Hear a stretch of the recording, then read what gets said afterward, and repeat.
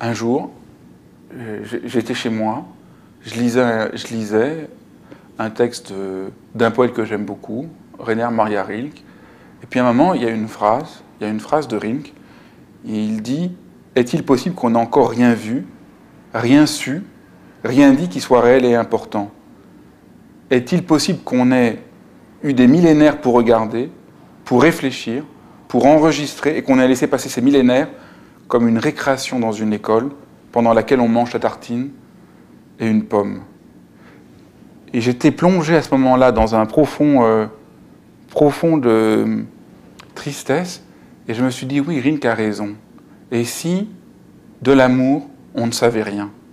Si réellement, de l'amour, quelque chose d'essentiel nous faisait défaut? On le voit bien quand on regarde, par exemple, le mot philosophie, qui nous semble le sérieux le plus haut. Dans philosophie, ce qu'on voit aujourd'hui, c'est Sophie, c'est la sagesse qui est devenue la science, qui est devenue le savoir, qu'on considère comme quelque chose de vraiment crucial. Et ce qui a été oublié, c'est la philia, qui est l'amour.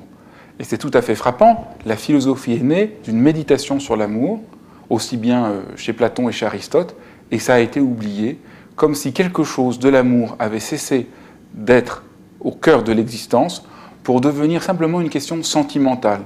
Et aujourd'hui, l'amour, c'est soit une question sentimentale, soit quelque chose d'un peu mièvre, quelque chose de réduit à une sphère un peu personnelle et intime, et on ne parle plus de l'amour comme la question centrale au cœur de tout ce qui est la question politique, la question sociale, la question humaine la plus décisive.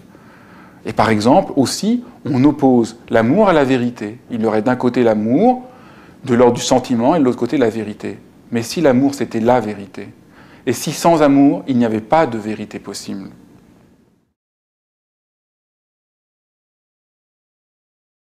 Il nous faut repenser le désir qu'on a réduit à une forme de pulsion, de tension d'ordre corporel, alors que, comme nous l'a appris au début de l'histoire de l'Occident Platon, le désir comme héros est une manière d'être mu en avant, sans lequel aucune existence ne peut s'accomplir.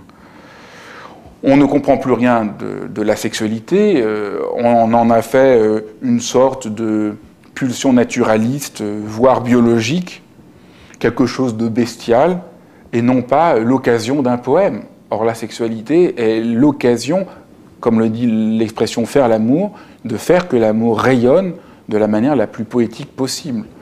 On se trompe complètement sur, troisièmement, le fait d'être amoureux, qu'on a réduit, comme le disait Freud, disant « ce sont les traits déviants de la norme qui constituent l'essentiel de l'état amoureux ».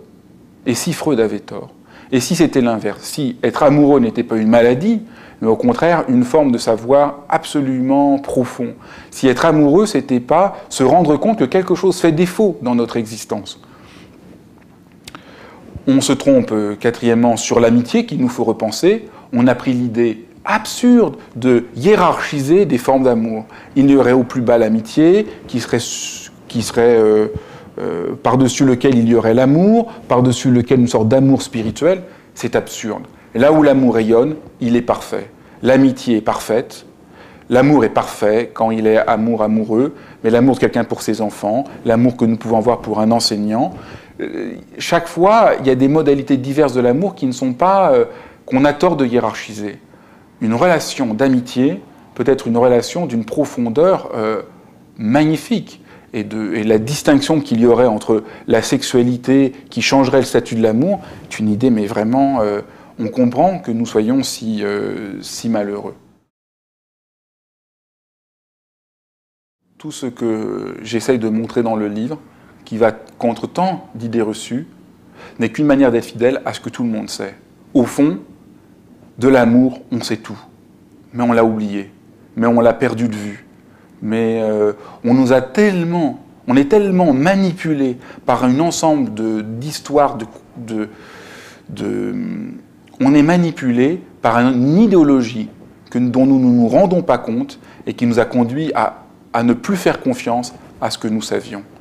L'amour est plus vaste et la question principale, l'enjeu pourquoi j'ai écrit ce livre, c'est d'aider chacun à refaire confiance à ce qu'il pressent, mais qu'on a cessé de nous dire que c'était des histoires, que c'était pas important.